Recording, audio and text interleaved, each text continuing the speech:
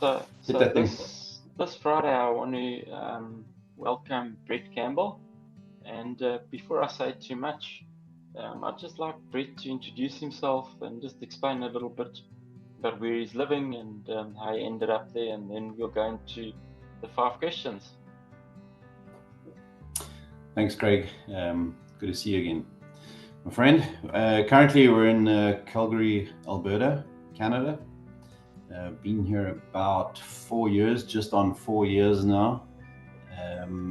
How we got here was through a long conversation with some connections I had made, and the company I'm working with now needed a refinery corrosion expert, and they couldn't find one, so they got me.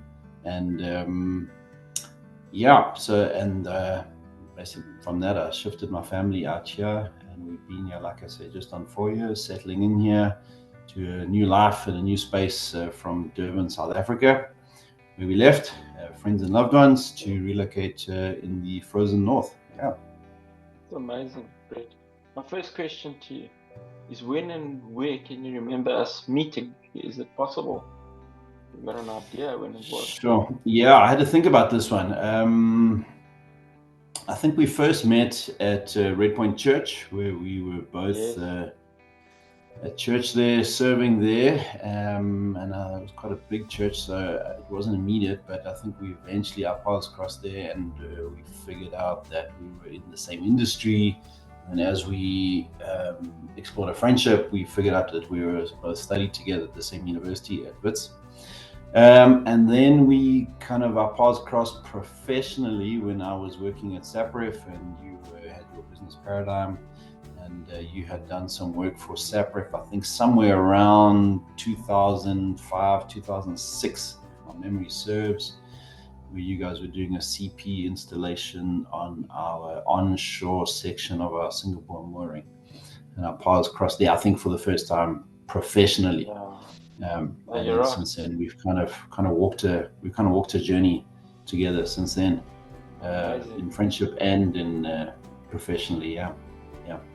Amazing. Can you share any space where we collaborated? That's the second question. It's like, as you mentioned, those paths crossing, but there was a season where I actually worked in the same department, I can't believe that is now over 10 years ago. In fact, it's nearly 14 It's crazy. years ago. Yeah, it's crazy. Well, actually, I want to go back half a step, because the part that I think you may not know this, but the part that you really influenced me was at the refinery, at the SAPREF refinery that I had worked in. It was very common to shift departments, and I'd done a stint in maintenance, and I really wasn't enjoying it. So I started in integrity management, and then I shifted across into maintenance.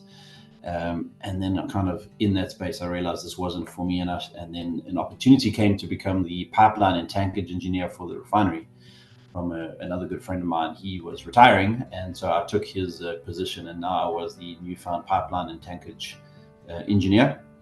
And at that stage, we had a friendship, and you said to me, hey, you should go do the NACE CP1 course, which I wasn't particularly familiar with, because in my new role, I dealt with cathodic protection, which I then looked into, and I did, and I thoroughly enjoyed it. And so I did the NACE CP1, and I think, again, that was about 2005-ish, somewhere around there. And then the following year, I did NACE CP2. So that was kind of one of the first influences you had that started me kind of focusing me on cathodic protection. So that was one aspect. So yeah, and then later, where would that have been? 2008, 2009, when you actually joined our integrity department, and we rubbed shoulders for 2009. Yeah, and then for a couple of years we were literally side by side colleagues. I think you had the office next door to me, and we worked together on trying to keep the refinery from going bang, and working in that space, which was a lot of fun. It's not often you get to work with your friend, so that was good. Yeah. I gained an appreciation for how complex that workspace is, the politics, let alone the people, the equipment. People were more dangerous at times than the equipment. Yeah, I remember your frustration levels. But you do. We live and we learn. We're lucky we Yeah, learned and then lived afterwards. But indeed, indeed. Brett, the next question is, how did you end up selecting the field of corrosion? I think you did physical metallurgy, but that wasn't Yeah, a natural shoe-in to corrosion, because at that phase in South Africa, um, heavy industry was still on the increase and there were opportunities in manufacturing and fabrication. yeah. So I often say that corrosion chose me. It wasn't the other way around. I'll try to keep the story short because it is a long story. But there were probably two significant events. One was in matric.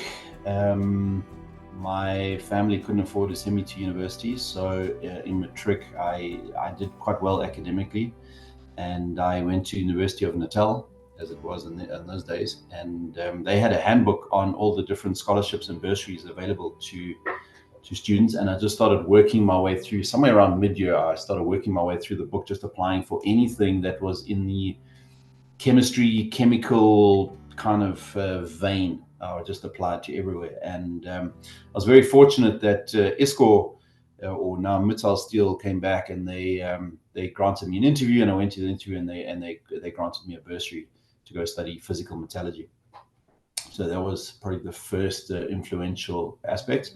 I studied, I graduated, and then I had to go work back my bursary for them. In those days, it was 1 year for 1 year of study. So I worked for them for 4 years. And at the end of 4 years, I started looking to move. At that stage, my fiance was living in Durban, and together, actually, we started looking for jobs in Durban, and a job appeared at the SAPREF refinery for a corrosion engineer.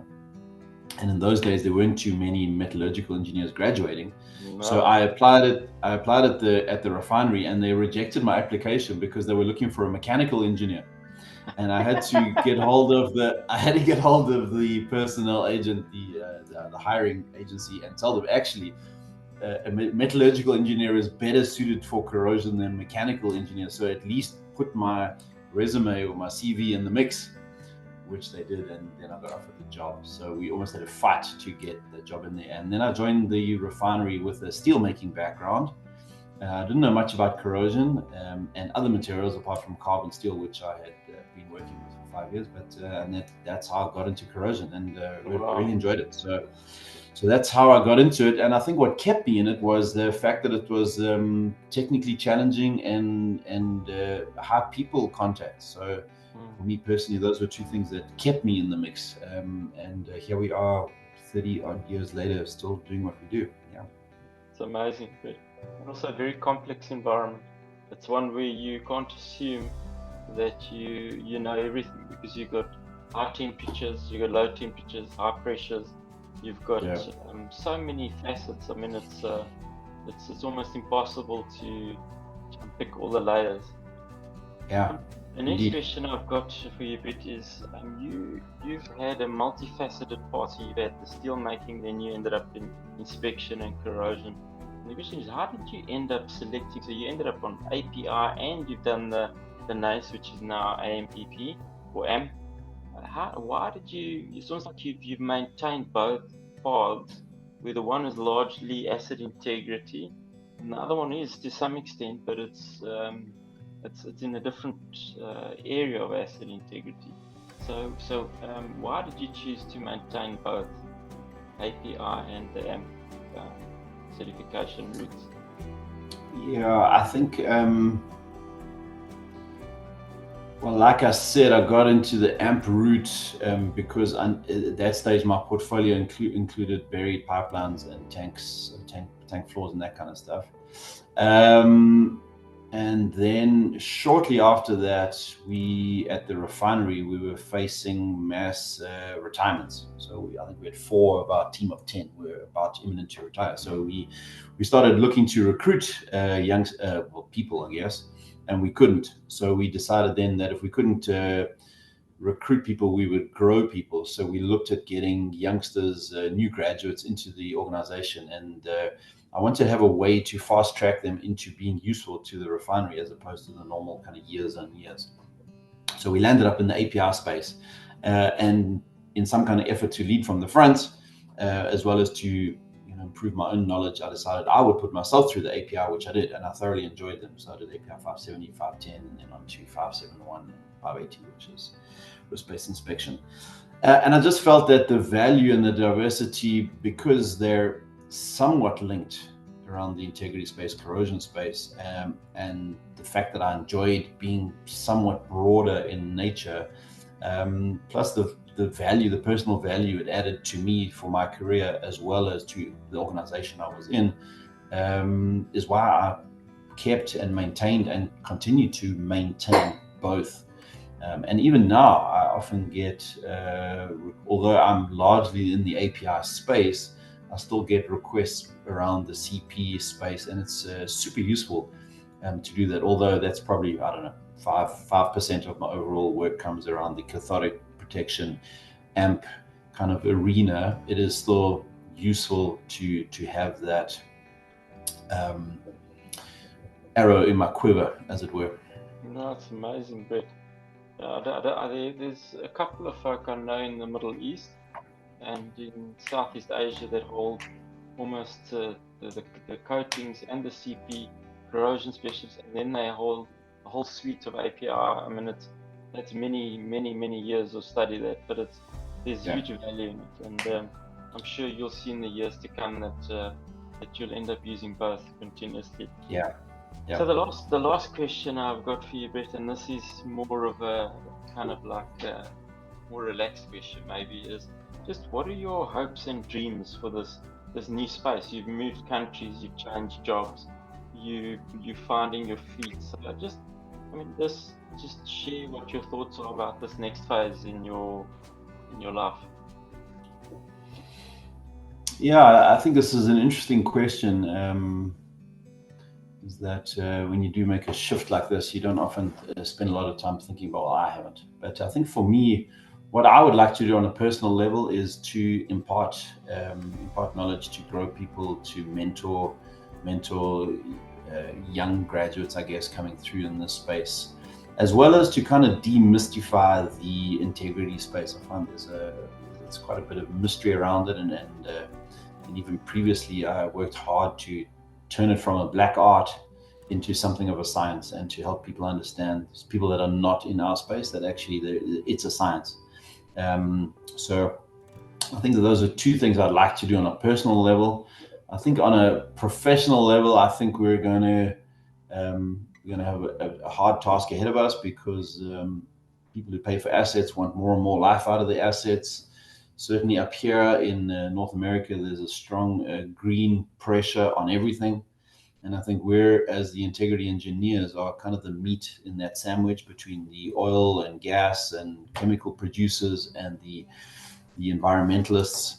And we're somewhere in between. We've got a big role to play in that space. If we can demonstrate that assets can be run in a responsible manner, that have a minimal effect or reduced effect on the environment and health and safety on people, if we're smart about it. And that's why I love the risk-based approach to asset integrity. And I think we've got a role to play in that. And if that can grow more and we can do better in that, then I guess I'll step off or step out of this role whenever this is a happy man. Oh, that's amazing, Brett. Yeah, Brett, so that's the end of our time together, and I just really want to thank you for taking the time out, and I've always valued our friendship, and you'll see in the post that I share that the two words that I consider you to be, one is loyal and the other is you show integrity, and so well done.